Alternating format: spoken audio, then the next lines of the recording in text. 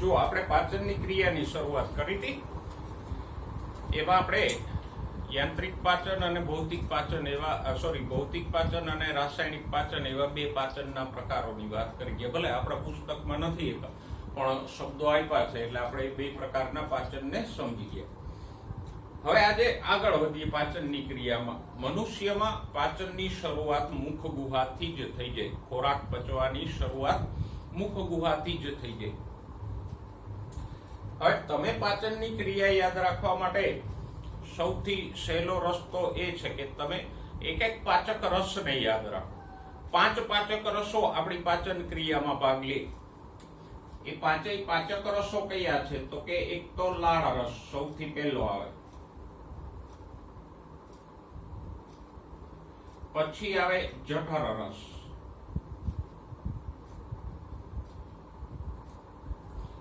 એના પછી પિત્ત રસ,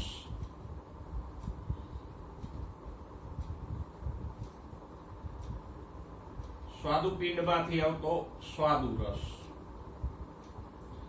અને પક્વાશયની દિવાલમાંથી આવતો આંતર રસ.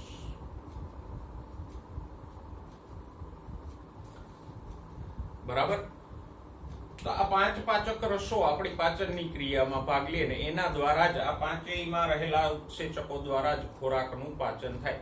એટલે પાચનની ક્રિયાને સરળતાથી યાદ રાખવા માટે આ પાંચેય પાચક રસોને અલગ અલગ યાદ રાખો, જેથી તમને સહેલાઈથી યાદ રહી જાય. કારણ કે આ પ્રકરણમાંથી જે કંઈ MCQ નીટમાં પૂછાય છે એમાંથી મોટાભાગના પાચનની ક્રિયા આધારિત હોય છે. અત્યાર સુધી આપણે જે પાચન તંત્ર ભણ્યા એમાંથી ઓછા પ્રશ્નો આવે છે, વધારે પ્રશ્નો પાચનની પ્રક્રિયા આધારિત હોય છે. એટલે પાચન ક્રિયાને યાદ રાખવા માટે આખું સળંગ યાદ રાખવાનું નથી. આપણે દરેક પાચક રસ દ્વારા જે પ્રક્રિયા થાય પાચનની એ દરેકને આપણે 5 મુદ્દામાં યાદ રાખશું. બરાબર? તો 5 પાચક રસો આપણા પાચનની ક્રિયામાં ભાગ લે. કયા 5? લાળ રસ, જઠર રસ, પિત્ત રસ, સ્વાદુ રસ અને આંતર રસ. બરાબર? છઠ્ઠો હોય કેરીનો રસ. તો આ પાંચેય પાચક રસો દ્વારા જે પ્રક્રિયા થાય એને મુદ્દાસર યાદ રાખજો. હું તમને ભણાવીશ પણ એમ એક એક પાચક રસ દ્વારા થતી ક્રિયા હું તમને અલગ અલગથી ભણાવીશ. સૌથી પહેલા મુખ ગુહામાં પાચનની વાત કરીએ તો મુખ ગુહામાં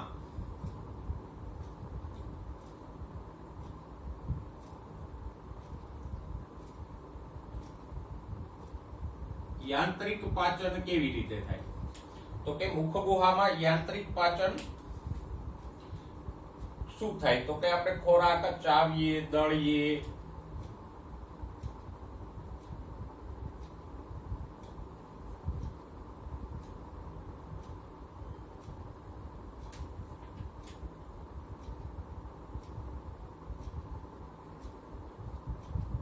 અને એમાં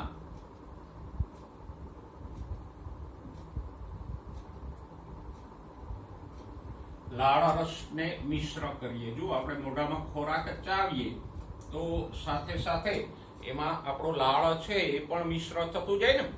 તો લાળ રસ મિશ્ર કરી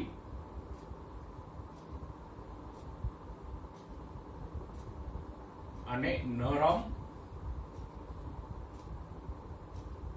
ગળવા લાયક બનાવાય.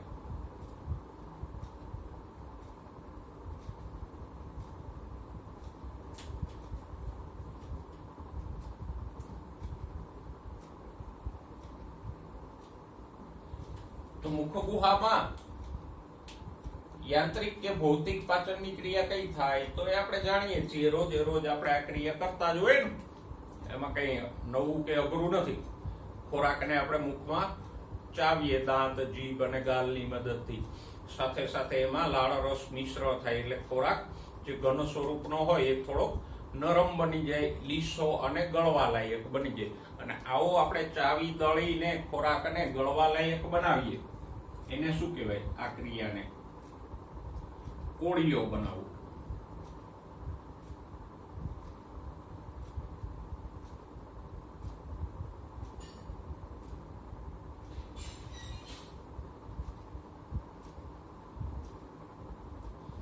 તો આ જે ક્રિયા થઈ યાંત્રિક પાચનની, જેમાં ખોરાક ચાવી દળી નરમ બનાવ્યો, એ ક્રિયાને શું કહે? કોળિયો બનાવો. અને ચાવવાને અંતે જે ગળવા લઈ ખોરાક તૈયાર થાય એને જ આપણે શું કહીએ? કોળિયો. તો આ મુખ ગુહામાં કોળિયો બનાવવાની ક્રિયા થાય. બીજા પ્રકારનું પાચન મુખ ગુહામાં થાય, રાસાયણિક પાચન.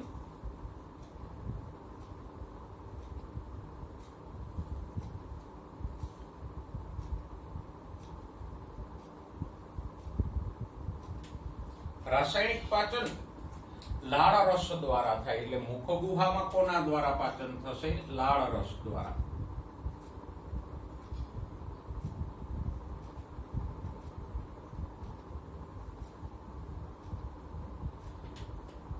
હમણાં જ આપણે વાત કરી કે 5 પાચક રસો આપણી પાચન ક્રિયામાં ભાગીએ, એમાંનો પહેલો લાળ રસ મુખ ગુહામાં પાચન કરે. હવે પહેલા તો લાળ રસના ઘટકો જોતા જઈએ કે લાળ રસમાં કયા કયા ઘટકો હોય. તો કે લાળ રસમાં એક હોય શ્લેષ્મ.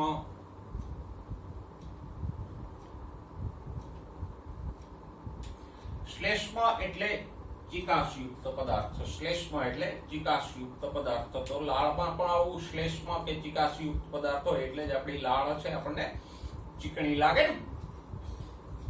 તો શ્લેષ્મનું કામ શું છે? તો કે ચવાયેલ ખોરાકના કણોને બાંધી દે.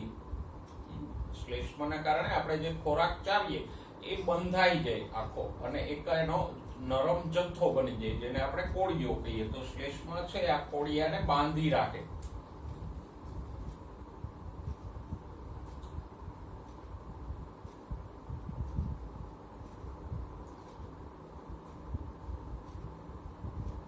તો શ્લેષ્મ ખોરાકના કણોને બાંધી અને કોળિયો બનાવે.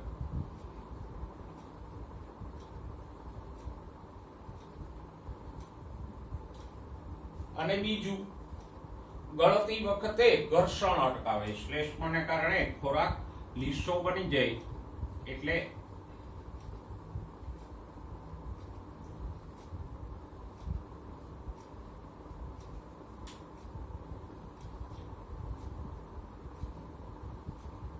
ખોરાક ગળવામાં ઘસારો ન થાય. નહીતર ઘણી વખત જુઓ લાળનો સ્ત્રાવ ઓછો હોય અને ખોરાકમાં બરાબર લાળ ન હોય, ખોરાક સૂકો હોય, તો એવો ખોરાક આપણે ગળે ઉતારીએ તો અહીંયા ગળું છોલાય ને. તો એ જે ઘસારાને કારણે ગળું છોલાય છે એને શ્લેષ્મ અટકાવે. તો લાળ રસનો પહેલો ઘટક કયો છે? શ્લેષ્મ. શ્લેષ્મ બે કાર્યો કરે. કયા? એક તો જે ખોરાક ચવાય એના કણોને બાંધી અને કોળિયો બનાવે, જેથી કરીને સહેલાઈથી ગળી શકાય. ને બીજું, શ્લેષ્મની ચિકાસને કારણે ખોરાક ગળવામાં ઘસારો ન લાગે. બરાબર.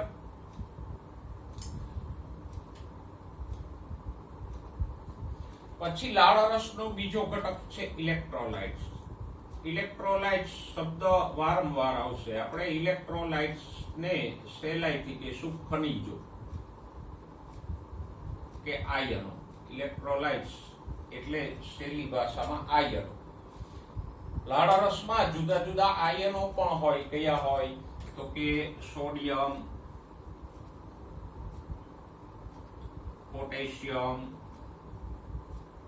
ક્લોરાઇડ,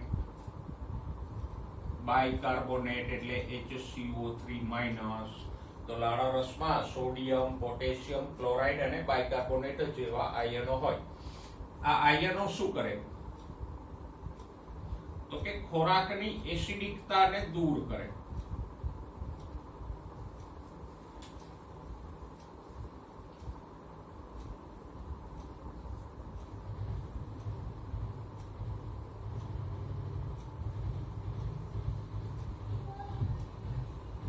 બરાબર. ખોરાકમાં જે કોઈ એસિડિકતા હોય એને દૂર કરે. અને એસિડિકતા દૂર શું કામ એને કરે? તો કે એને કારણે લાળ રસનો ટાઇલિન ઉત્સેચક સક્રિય થાય. એસિડિકતા દૂર કરવાની જરૂર શું છે? તો કે એસિડિકતા દૂર થાય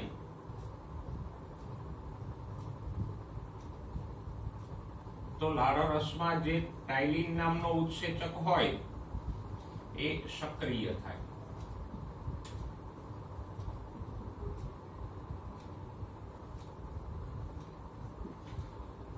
ઓકે, અને એટલે જ જુઓ, આપણે કોઈ ખટાશવાળી એસિડિક વસ્તુ લઈએ તો લાળનો સ્ત્રાવ વધે છે ને, એ આપણને દરેકને અનુભવ છે કે મોઢામાં કોઈ પણ ખટાશવાળી વસ્તુ મૂકીએ, લીંબુનો રસ કે કંઈ પણ, એટલે લાળનો સ્ત્રાવ વધે. શું કામે? તો કે જેમ વધારે એસિડિક હોય એમ લાળની વધારે જરૂર પડે. ઓકે, લાળરસનો ત્રીજો અને અગત્યનો ઘટક છે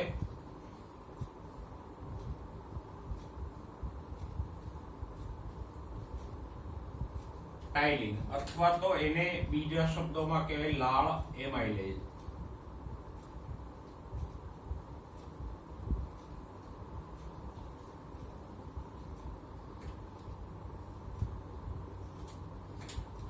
એમાઇલેજ બે જગ્યાએ આવશે, એટલે આ મુખગુહાનો એમાઇલેજ છે એને આપણે કહીશું લાળ એમાઇલેજ અથવા તો ટાઇલિન. એ શું કરે? તો કે એ ઉત્સેચક છે અને પકાવેલા સ્ટાર્ચનું પાચન કરે.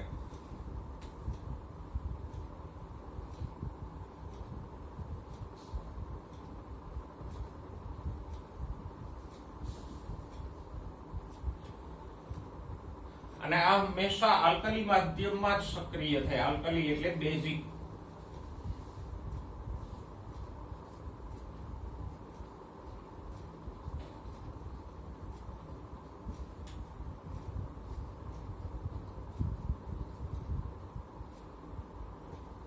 જો 6.8 કે એનાથી વધારે pH સક્રિય થાય તો તમે જાણો છો કે આ લગભગ બેઝિક માધ્યમ થયું. ભલે અહીંયા 6.8 આપી છે પણ એકચ્યુઅલી 7 કરતા વધારે હોય તો એ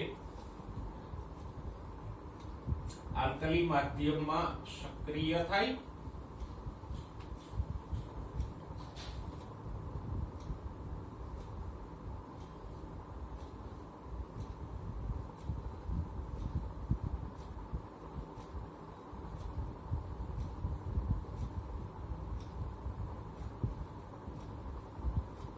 અને પકાવેલા સ્ટાર્ચનું પાચન કરે. એટલે તો મેં કીધું ને કે પાચનની શરૂઆત મુખગુહાથી જ થઈ જાય. મુખગુહામાં એકમાત્ર પદાર્થનું પાચન થાય, કયો? સ્ટાર્ચ. લખીએ પ્રક્રિયા.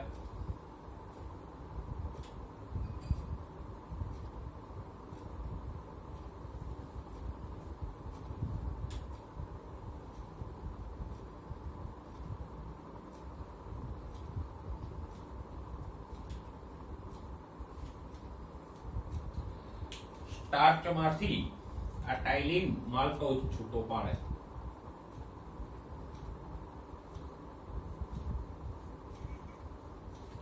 એટલે લાળરસમાં એકમાત્ર ઉત્સેચક હોય કયો? વન એન્ડ ઓનલી કયો છે? ટાઇલિન કે લાળ એમાઇલેજ. બરાબર. લાળ એમાઇલેજ કઈ પાચનની ક્રિયા કરે? તો કે સ્ટાર્ચને માલ્ટોઝમાં ફેરવે. અને લાળ એમાઇલેજ વિશે, ટાઇલિન વિશે ખાસિયત એ છે કે ફક્ત આલ્કલી માધ્યમમાં જ સક્રિય થાય, એસિડિક માધ્યમમાં સક્રિય થતો નથી. યસ, બીજી વસ્તુ થોડીક વધારાની વાત કરી લઈએ કે સ્ટાર્ચ છે, ટાઇલિન છે ફક્ત પકાવેલા સ્ટાર્ચનું જ પાચન કરે, કાચા સ્ટાર્ચનું નથી કરતો. એટલે જ આપણે કાચા બટાકા કે કાચું અનાજ ખાઈએ તો એ આપણને ન પચે, એનાથી પેટમાં તકલીફ થાય, કારણ કે કાચા સ્ટાર્ચનું પાચન આ ટાઇલિન કરી શકતો નથી. એ રાંધેલા પકાવેલા સ્ટાર્ચનું જ પાચન કરે. બીજી વાત, લગભગ આ ટાઇલિન છે મુખગુહામાં 30% જેટલા સ્ટાર્ચનું પાચન કરી આપે. બાકીનો સ્ટાર્ચ છે પછી પકવાશયમાં પચશે 70%. અને એટલે જ આપણને ચાવીને ખાવાની સલાહ આપવામાં આવે કે ખોરાકને બને એટલો ચાવીને ખાવો. શા માટે? તો કે એક તો એ જે કઈ સ્ટાર્ચ હોય એમાં એ અહીંયા પચી જાય, એટલે આગળ જતા એટલી પાચનની ક્રિયામાં બોજો ઓછો રહે. અને બીજું, જેટલો ચાવીને ખાઈએ એટલું જઠરને ખોરાક વલોવવાની ક્રિયામાં તકલીફ ઓછી પડે. આખું પાકું ખાઈ જઈએ તો એ બધો ખોરાક જઠરમાં વલોવવો પડે અને જઠરને વધારે બોજો પડે. તો આમ ચાવીને ખાવાથી બે ફાયદા થાય કે એક તો મુખ ગુહામાં સ્ટાર્ચનું યોગ્ય રીતે પાચન થઈ જાય, અને બીજું કે જઠરને એટલી તકલીફો ઓછી પડે. ત્રીજી એક વાત, જેમ આપણે ખોરાકને ચાવીએ, ખાસ કરીને રોટલી કે એવો કોઈ ખોરાક લેતા હોય સ્ટાર્ચયુક્ત, તો આપણે ખોરાકને વધારે ને વધારે ચાવતા જઈએ એમ એની મીઠાશ વધતી જાય. ક્યારેક ખાલી એટલી રોટલીનો કટકો મોઢામાં મૂકીને એને વધારે વાર ચાવજો. જેમ જેમ ચાવતા જશો એમ એની મીઠાશ છે વધતી જશે. શું કામે? તો કે સ્ટાર્ચ છે ગળ્યો ના હોય, પણ માલ્ટોઝ છે એ ગળ્યો છે. એટલે જેમ જેમ ચાવતા જઈએ એમ એમ સ્ટાર્ચમાંથી માલ્ટોઝ છૂટો પડતો જાય, એમ એમ ખોરાકની મીઠાશ વધતી જાય છે. તો એ વધારે ચાવવાથી ખોરાકની મીઠાશ વધે એ શેને કારણે છે? આ માલ્ટોઝ છૂટો પડે એને કારણે. બરાબર? ઓકે. તો અહીંયા આપણે ટાઇલિન વિશે 3 બાબતો વધારાની જોઈએ. એક તો ખોરાકને ચાવીને ખાવો જોઈએ, જેથી કરીને ટાઇલિન દ્વારા સ્ટાર્ચનું પાચન યોગ્ય રીતે થઈ જાય. બીજું, યોગ્ય રીતે ચાવીને ખાવાથી જઠરને એટલો બોજો ઓછો પડે. અને ત્રીજું, જેમ ચાવીએ એમ ખોરાકની મીઠાશ વધે છે. શા માટે વધે છે? તો કે જેટલો ખોરાકને આપણે ચાવીએ એટલો જ સ્ટાર્ચમાંથી માલ્ટોઝ છૂટો પડતો જાય, અને માલ્ટોઝને કારણે આપણને ખોરાકમાં મીઠાશ આવે. એટલે આને લંબાણથી મેં એટલે ચર્ચા કરી કે લાળરસમાં એકમાત્ર ઉત્સેચક છે, અને એ આપણા માટે અગત્યનો છે. કે લાળરસનો ચોથો ઘટક છે લાઇસોઝાઇમ.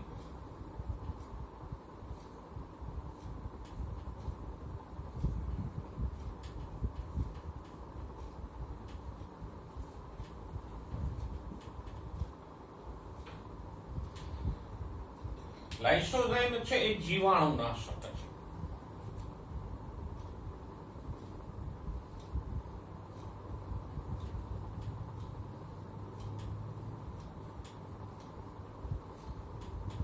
અને એ ખોરાકમાં રહેલા જીવાણુઓનો નાશ કરે.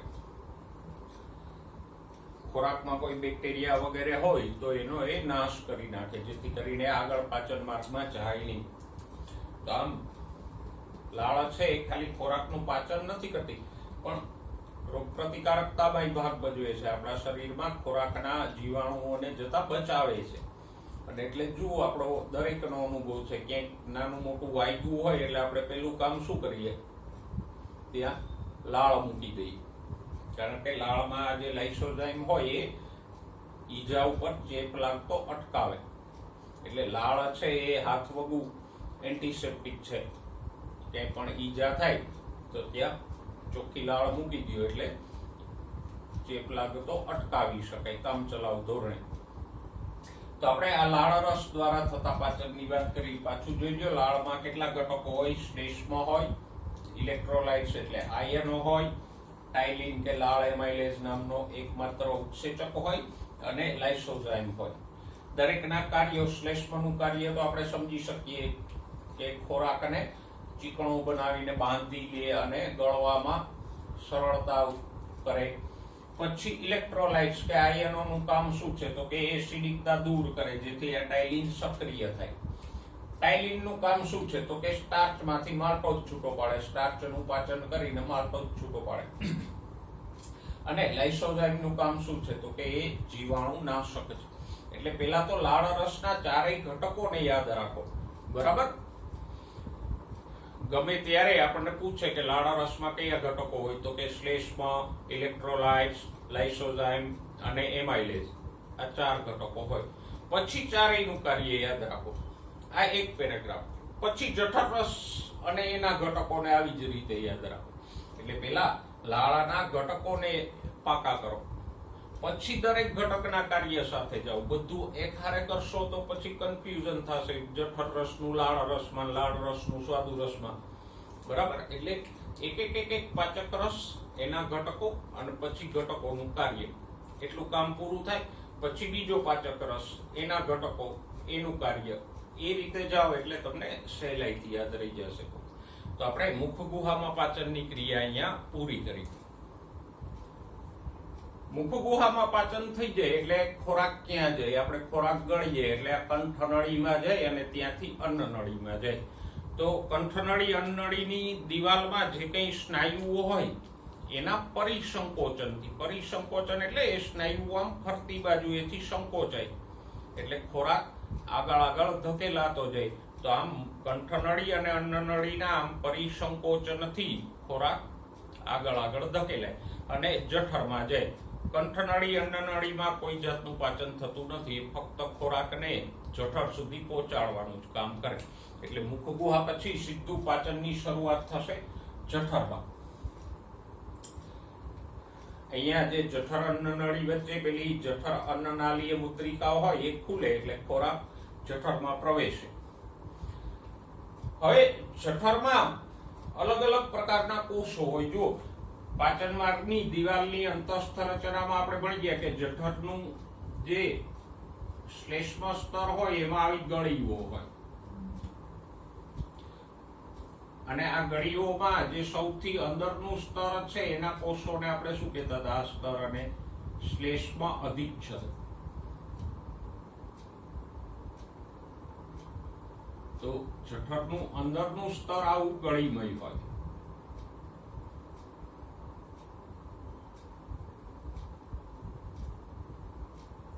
અને આ દરેક ગળીને શું કહેવાય? જઠર ગ્રંથિ.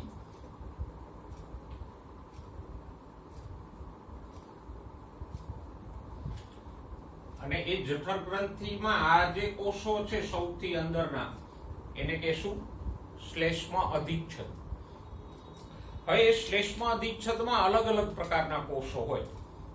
એક કોષો તો આપણે ભણી ગયા ગોબલેટ કોષો.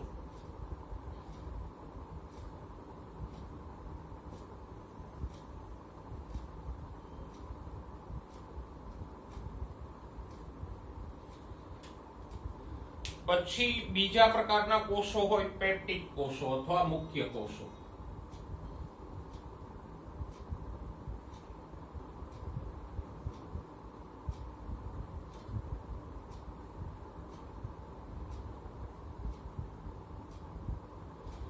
અને ત્રીજા પ્રકારના કોષો હોય પરાઇટલ કોષો.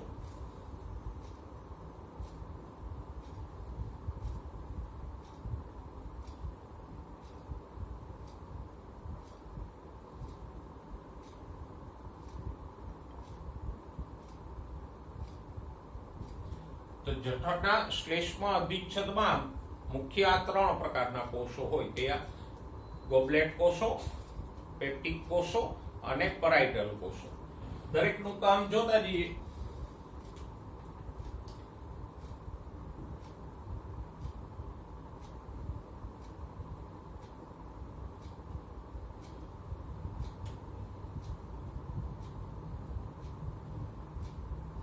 જઠરના શ્લેષ્મ અધિચ્છદમાં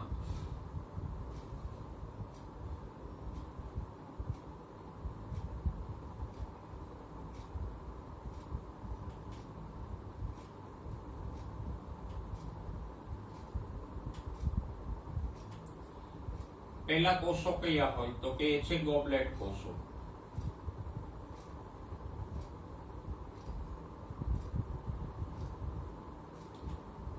બીજા પ્રકારના કોષો હોય પેપ્ટિક કોષો.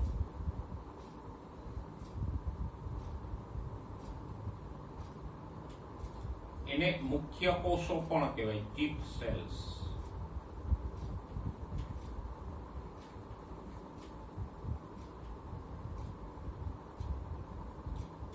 અને ત્રીજા કોષો છે પરાઇટલ કોષો.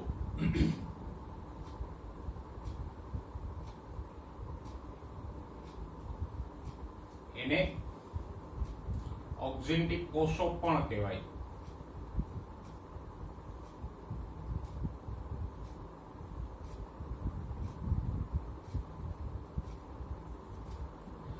તો જઠરની દિવાલમાં કયા 3 કોષો હોય? ગોબલેટ કોષો, પેપ્ટિક કોષો અને પરાઇટલ કોષો. દરેકનું કામ જોઈએ. ગોબલેટ કોષો તો આપણે અગાઉ વાત કરી ગયા પાચન માર્ગની દિવાલની રચનામાં કે ગોબલેટ કોષો શું કરે? શ્લેષ્મનો સ્ત્રાવ કરે.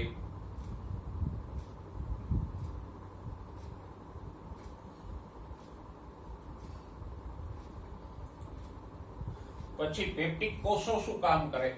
તો કે પેપ્ટિક કોષો પેપ્સિનોજન નામના ઉત્સેચકનો સ્ત્રાવ કરે.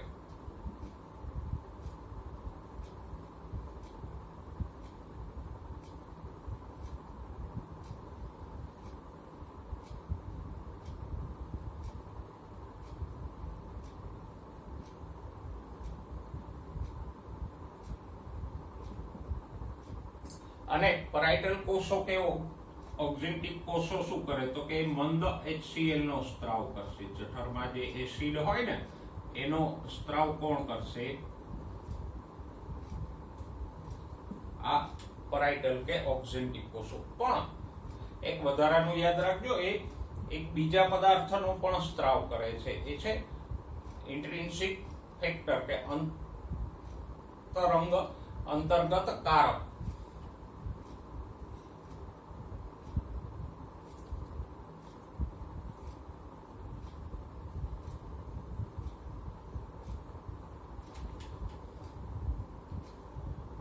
અંતર્ગત કારક છે વિટામિન ડી ના શોષણ માટે ઉપયોગી છે.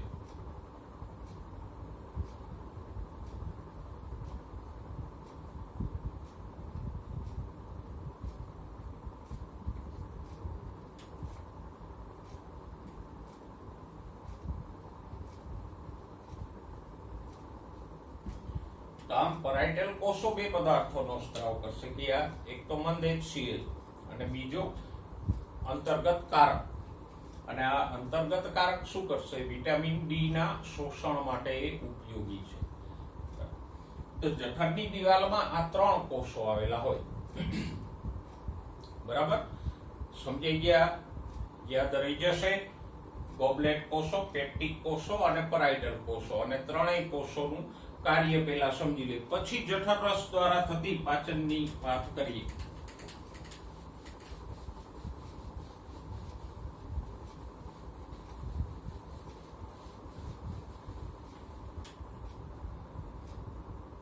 હવે જઠરરસના ઘટકોની વાત કરીએ. તો જઠરરસમાં પહેલો ઘટક તો હોય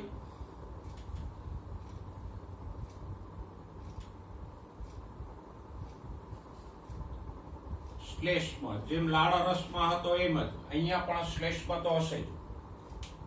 અને શ્લેષ્મ શું કરશે? તો કે ઘર્ષણ અટકાવે,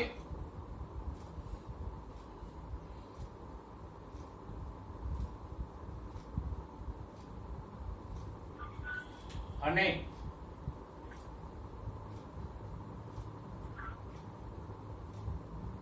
જઠરની દિવાલને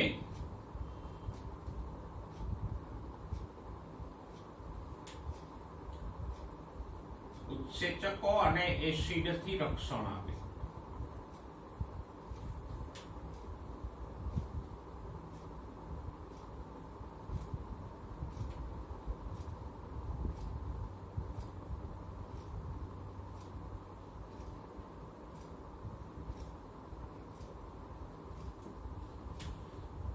શ્લેષ્મમાં બે કામ કરશે. એક તો જઠર વલોવાય તો જઠરની દિવાલ સાથે ખોરાકનો ઘસારો અટકાવે, અને બીજું જઠરની દિવાલ અને ખોરાક વચ્ચે આવું શ્લેષ્મ આવી જાય એટલે જઠરની દિવાલને ઉત્સેચકો અને એસિડથી રક્ષણ મળે.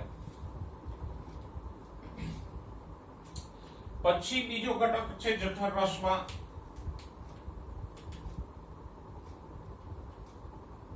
મંદ HCl, જે પેલા પેરાઇટલ કોષો દ્વારા સ્ત્રાવ પામે છે. એ શું કરે? તો કે એક તો ખોરાકના જીવાણુઓનો નાશ કરે. ખોરાકમાં કોઈ જીવાણુ એટલે બેક્ટેરિયાઓ બચીને આવી ગયા હોય તો એનો નાશ કરે. અને બીજું મહત્વનું કાર્ય એ કરે કે HCl અમ્લીય એટલે કે એસિડિક માધ્યમ સર્જે.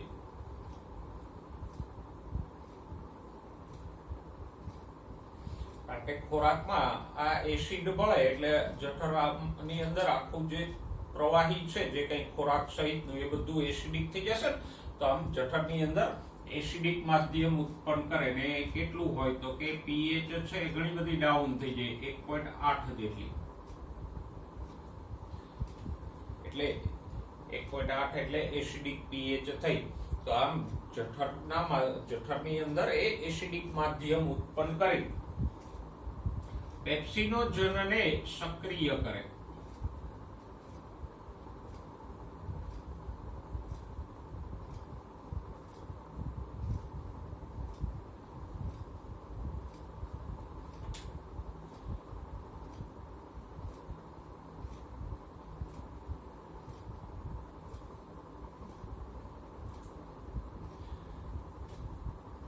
જો જઠરરસનો જે ઉત્સેચક હમણાં આપણે જોયું પેલા પેપ્ટિક કોષો દ્વારા સ્ત્રાવ પામતો પેપ્સિનોજન, પણ એ પેપ્સિનોજન નિષ્ક્રિય હોય. એ સ્ત્રાવ પામે ત્યારે નિષ્ક્રિય હોય, પછી જઠરના પોલાણમાં આવે એટલે ત્યાં એસિડિક માધ્યમમાં એ પેપ્સિનોજન સક્રિય થાય.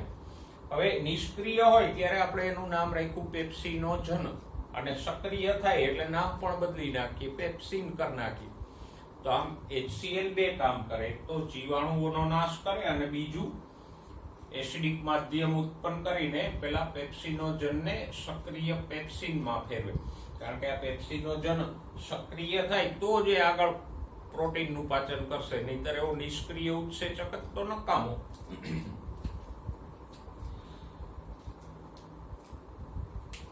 તો હવે વાત કરીએ ત્રીજો ઘટક, પેપ્સિન.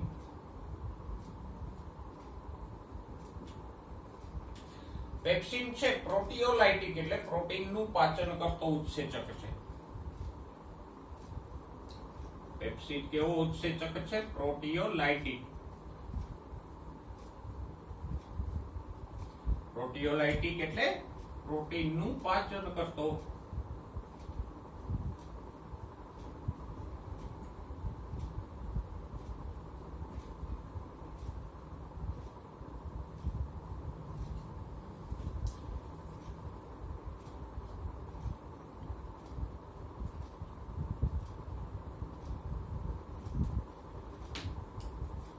અને એ કેવી રીતે પાચન કરે? તો જેમ ટાઇલિનના પાચનની પ્રક્રિયા આપણે લીધી હતી એવી જ અહીંયા લખીએ. ખોરાકમાં જે કોઈ પ્રોટીન હોય એને આ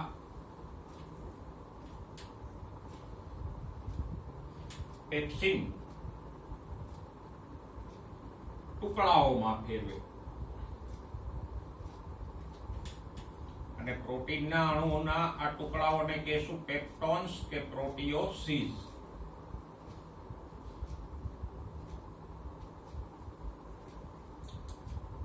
બરાબર.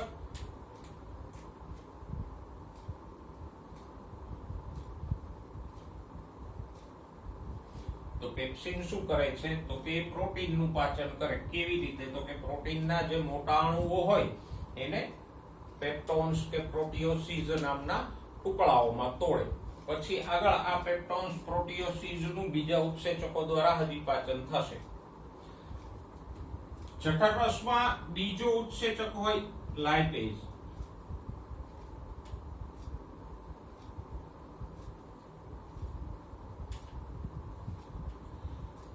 લાઇપેઝ લિપિડ એટલે કે ચરબીનું પાચન કરે, પણ એ થોડા પ્રમાણમાં હોય, બહુ વધારે ન હોય.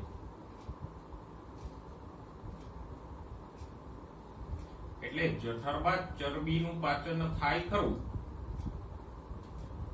પણ બહુ ઓછું. ચરબીનું મુખ્ય પાચન પક્વાશયમાં થશે. તો બે ઉત્સેચકો આપણે જોઈએ, પેપ્સિન અને લાઇપેઝ. જઠરરસમાં ત્રીજો ઉત્સેચક હોય કયો? રેનિન.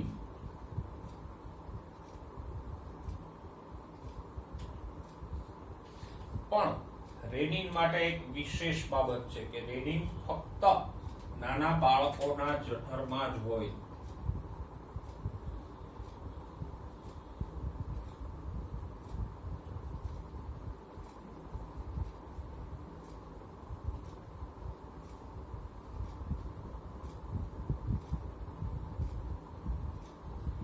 પુખ્ત વ્યક્તિના જઠર રસમાં રેનિન નથી હોતું. નાના એટલે કેવડા નાના બાળકો, અવળા અવળા અવળા કેવડા.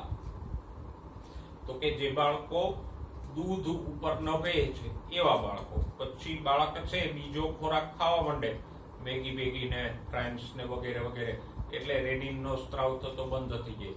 કારણ કે રેનિનનું કામ દૂધનું પાચન કરવાનું છે. એટલે જે બાળકો ફક્ત દૂધ ઉપર નભે છે એવા બાળકોના જઠર રસમાં રેનિન હોય. અને રેનિન પ્રક્રિયા શું કરે? તો કે દૂધમાં એક કેસીન નામનું પ્રોટીન હોય, એને એક પેરાકેસીનમાં ફેરવે.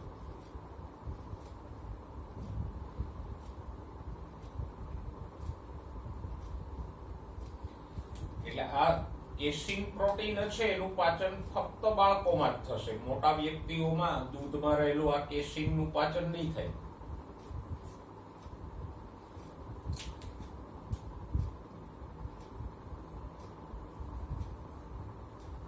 અને કંઈક અંશે કહીએ ને તો રેનિન શું કરે જઠર રસમાં? સહેલા શબ્દોમાં કહીએ ને તો દૂધને ફાડી નાખે. જેમ આપણે ગરમ દૂધમાં લીંબુ નાખીએ તો કેમ દૂધ આખું ફાટી જાય, એવી ક્રિયા કેસીન કરશે. અને એ દૂધ ફાટી જાય મીન્સ આ જે કેસીન દ્રાવ્ય સ્વરૂપમાં હતું એને પેરાકેસીન અદ્રાવ્યમાં ફેરવી નાખે. તો આ દ્રાવ્ય પ્રોટીનને અદ્રાવ્યમાં ફેરવીને પછી એનું આગળ પાચન કરાવે.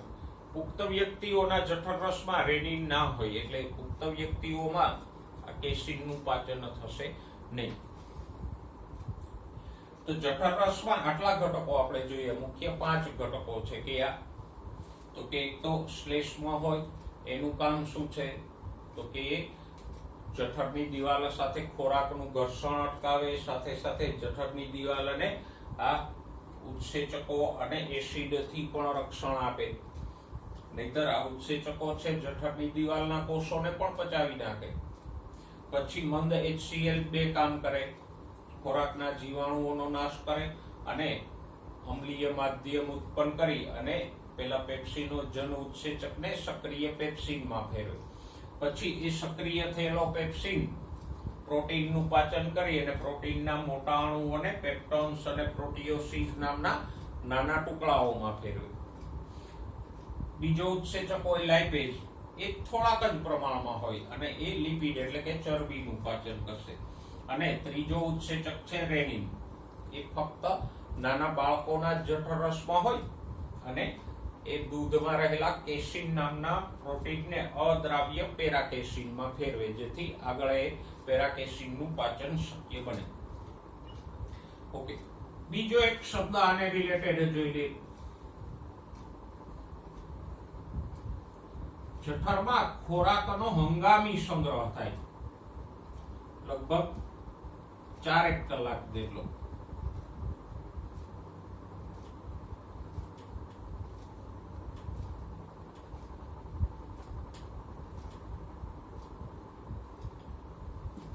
અને આ સમય દરમિયાન જઠરની અંદર ખોરાક વલોવાય, એમાં જઠર રસ પડે ને જઠર રસના ઉત્સેચકો દ્વારા પાચન પૂરું થાય. પછી પાચન પૂરું થાય એટલે પેલો જે જઠરના છેડે ની જઠર વાલ હોય એ ખુલે અને જઠરમાંથી ખોરાક પકવાશયમાં જાય. એટલે એક તો જઠર છે એ ખોરાકનું પાચન તો કરે જ છે, સાથે સાથે એ ખોરાકનો હંગામી એટલે કામચલાઉ સંગ્રહ પણ કરે. અને જઠરમાં આ બધી પાચન ક્રિયા જે 4-5 કલાક થાય એને અંતે જે ખોરાક તૈયાર થાય એને કહેશું જઠરપાક.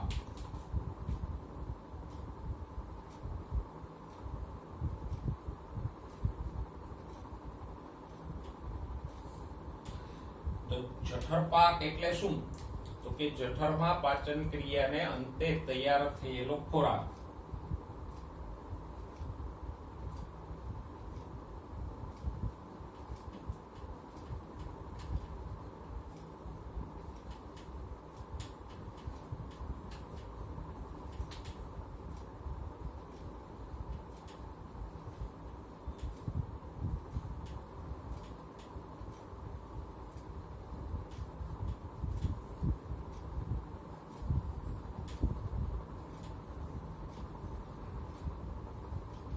એને જઠર પાક અથવા તો એ એસિડિક હોય HCl ભળવાથી એટલે એને આમ પાક પણ કહેવાય. આમ એટલે કેરી નહીં હો, આમ એટલે એસિડ થશે અહીંયા.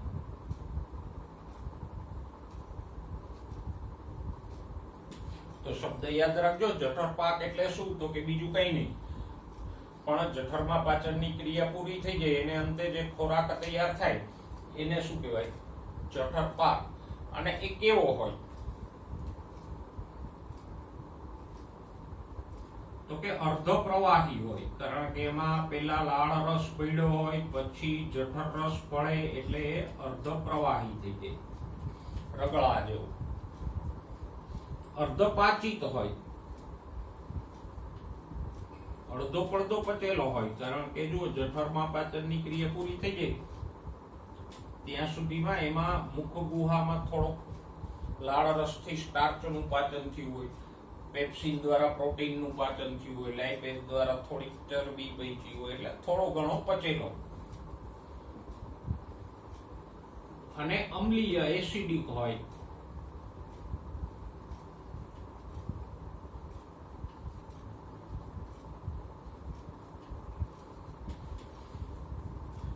ઘણી વખત આપણને વોમિટ થાય અને જે પેલો રગડા જેવો ખોરાક નીકળે ને ખાટો ખાટો, એ જઠર પાક. તો આમ જઠર પાક કેવો હોય? અર્ધ પ્રવાહી, અર્ધ પાચિત અને અમ્લીય હોય. અને પછી એ જઠર પાક પેલો ની જઠર વાલ ખુલે એટલે આગળ પક્વાશયમાં જશે. તો જઠર રસના આ પાંચેય ઘટકોને યાદ રાખો. પેલા તો જઠરમાં આવેલા પેલા 3 કોષો યાદ રાખો. કયા 3 કોષો? ગોબલેટ કોષો જે શ્લેષ્મનો સ્ત્રાવ કરે, પછી પેરાઇટલ કે ઓક્સિન્ટિક કોષો જે HCl નો સ્ત્રાવ કરતા હતા, અને મુખ્ય કોષો કે પેપ્ટિક કોષો જે પેપ્સીનો જનનો સ્ત્રાવ કરતા હતા. એ 3 કોષોને પહેલા યાદ રાખો. પછી બીજા સ્ટેપમાં આ જઠર રસના પાંચેય ઘટકો અને એનું કાર્ય યાદ રાખો. અને છેલ્લે એક શબ્દ જઠર પાક યાદ રાખી દો. એટલે પહેલા 3 કોષો, પછી જઠર રસના પાંચેય ઘટકો અને જઠર પાક. આ રીતે આખી જઠરમાં થતી પાચનની ક્રિયાને યાદ રાખો. અને તમારે થોડુંક રિવિઝન તો કરવું જોઈશે, કારણ કે આ દરેક ઘટકો પાંચેય પાચક રસોમાં આવશે. લાળ રસ, જઠર રસ, પિત્ત રસ, સ્વાદુ રસ અને આંતર રસ. પાંચેય પાચક રસમાં જુદા જુદા ઘટકો હોય એટલે થોડું રિવિઝન કરશો 2-3 વાર તો જે યાદ રહેશે. એક વખતમાં યાદ રહેવા થોડાક અઘરા થશે. તો આમ જઠરમાં થતી પાચન ક્રિયા આપણે અહીંયા પૂરી કરી. હવે ત્રીજા પાચક રસની વાત કરીએ. ત્રીજો પાચક રસ આપણો છે પિત્ત રસ. તો પિત્ત રસ અને એના દ્વારા થતી પાચન ક્રિયાની ચર્ચા કરી. તો પહેલી વાત તો એ કે પિત્ત રસ કોના દ્વારા સ્ત્રાવ પામે? યકૃત દ્વારા.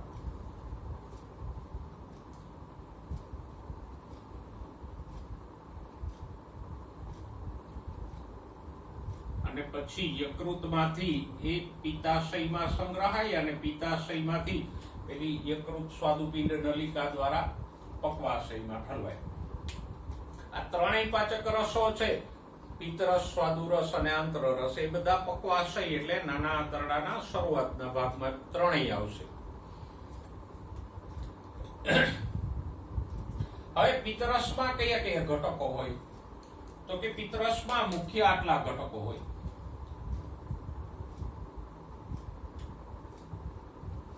બે પિત્તરંજકો હોય.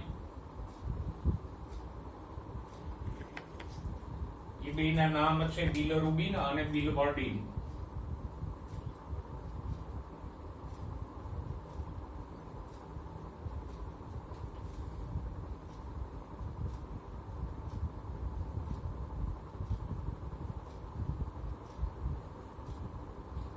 તો પિત્તરસમાં આ બે પિત્તરંજક દ્રવ્યો હોય, કયા? બિલિરુબિન અને બિલબર્ડિન નામના. પછી કોલેસ્ટ્રોલ હોય.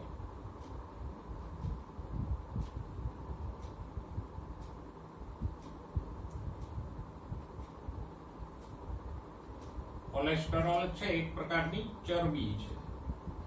અને લેસિથિન હોય.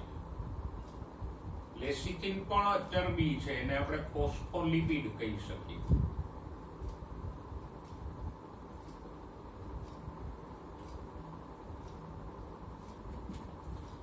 અને પિત્ત ક્ષારો હોય.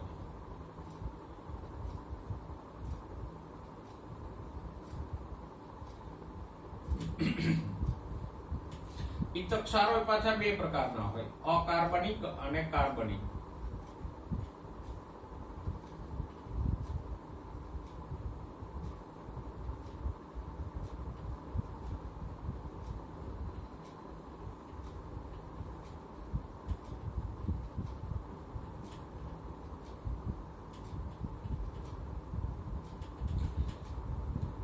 તો પિત્તરસમાં આટલા ઘટકો હોય. પિત્તરંજકો હોય બે, બિલિરુબિન અને બિલિવર્ડિન, કોલેસ્ટ્રોલ હોય, લેસિથિન હોય અને પિત્ત ક્ષારો હોય.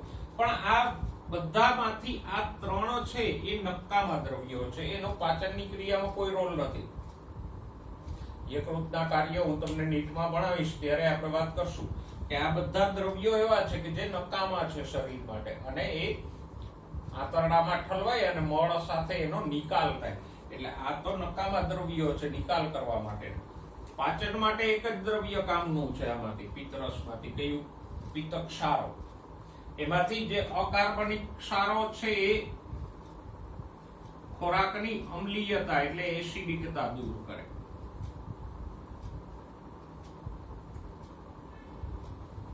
સામાન્ય બાયકાર્બોનેટ જેવા અકાર્બનિક ક્ષારો હોય એ જઠરમાંથી ખોરાક આવ્યો હોય પક્વાશયમાં એટલે એસિડિક હોય ને, એમાં એસિડ ભળેલું હોય, તો આ કાર્બનિક ક્ષારો શું કરે? ખોરાકની એસિડિકતા દૂર કરે.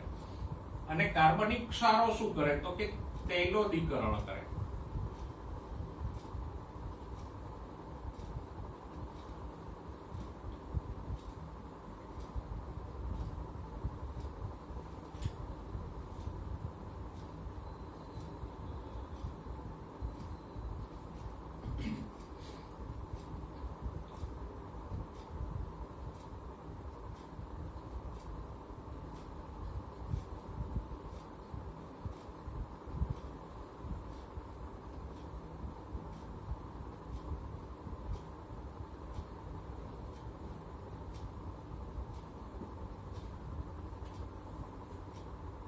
કાર્બનિક ક્ષારો ખોરાકમાં જે ચરબી હોય એનું તૈલોદીકરણ કરે. હવે તૈલોદીકરણ કોને કહેવાય? તો કે તૈલોદીકરણ એટલે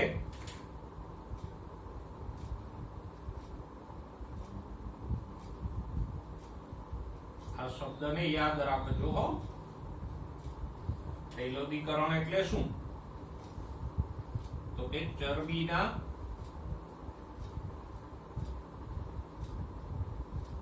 મોટા ગોલકોને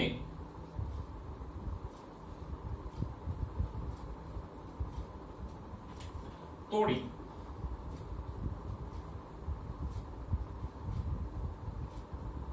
નાના ગોલકોમાં ફેરવે.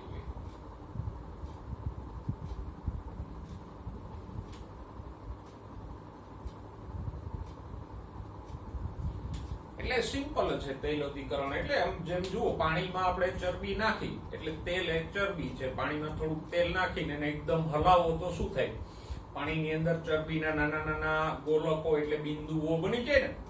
તો પક્વાશયમાં પણ ખોરાકમાં જે ચરબી હોય એના આવા બિંદુઓ બનેલા હોય. તો એ ગોલકો કે બિંદુઓને તોડી અને ઝીણા ઝીણા બિંદુઓમાં ફેરવી નાખે, જેથી કરીને પાચન ઝડપથી થાય. તો આ મોટા ગોલકોને તોડીને નાના ગોલકોમાં ફેરવવાની ક્રિયાને જ કહેવાય તૈલોદીકરણ. અને એ કોણ કરે?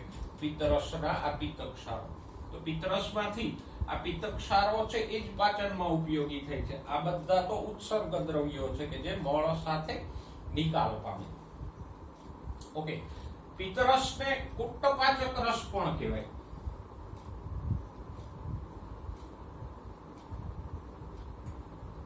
કારણ તો કે પિત્તરસમાં કોઈ પાચક ઉત્સેચકો નથી.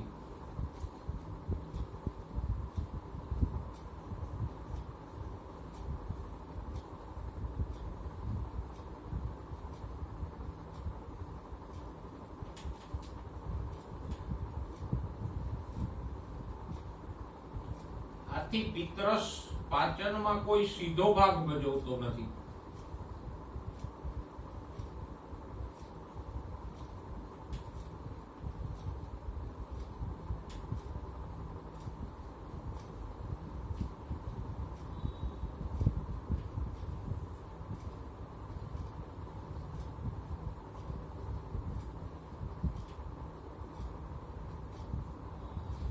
જુઓ, આપણે પાચન કોને કહીએ તો કે ખોરાકના મોટા અણુને તોડીને નાના અણુઓમાં ફેરવે એને આપણે પાચન કહીએ.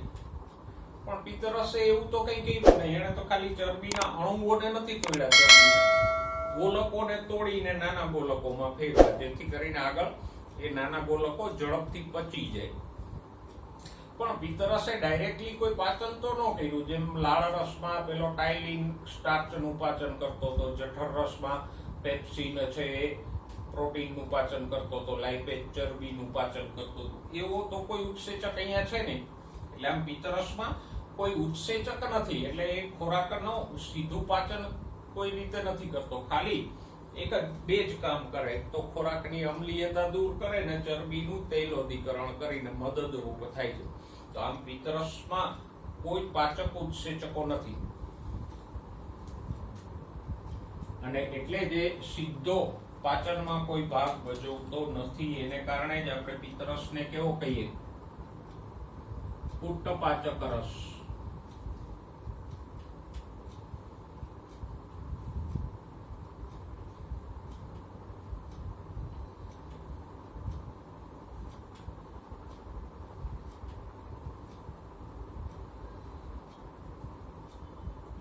ઉટ્ટા એટલે ખોટો કે આભાસી. તો પાંચેય પાચક રસોમાં પિતરસ એવો છે કે જે પાચનમાં સીધો કોઈ ભાગ નથી ભજવતો. એટલે જ આ એક પાચક રસને આપણે ઉટ્ટ કે ખોટો પાચક રસ કહીએ. એટલે પિતરસ દ્વારા પાચનની ક્રિયા શૈલી છે, બે જ કામ થાય છે. અમ્લીયતા દૂર કરે ને ચરબીનું તૈલોદીકરણ કરે. બાકી આ બધા દ્રવ્યો તો નકામા નિકાલ કરવાના છે, એનો પાચનમાં કોઈ રોલ છે નહીં. તો આપણે અહીંયા આ પિતરસ દ્વારા થતી પાચન ક્રિયા જોઈ. તો આજે આપણે 3 પાચક રસો દ્વારા થતી પાચન ક્રિયા જોઈ. ત્રણેયને મેં શરૂઆતમાં જ કીધું એમ અલગ અલગ યાદ રાખજો. પહેલા એક પાચક રસ લેવાનો, દાખલા તરીકે લાળ રસ. એના ઘટકો 4 યાદ રાખો. એ ઘટકો યાદ રહી જાય પછી દરેક ઘટકનું કાર્ય યાદ રાખો. ઓકે, એટલું થઈ ગયું. પછી જઠર રસ ને પાકો કરવાનો. તો આમ કટકે કટકે કરશો તો સહેલાઈથી યાદ રહેશે. ત્રણેય ભેગા લેશો ને તો પછી બધું મિક્સઅપ થઈ જશે. તો આવી રીતે કરશો તો તમને એકદમ સહેલાઈથી યાદ રહી જશે ને MCQ છે એ પણ સહેલાઈથી આવડી જશે.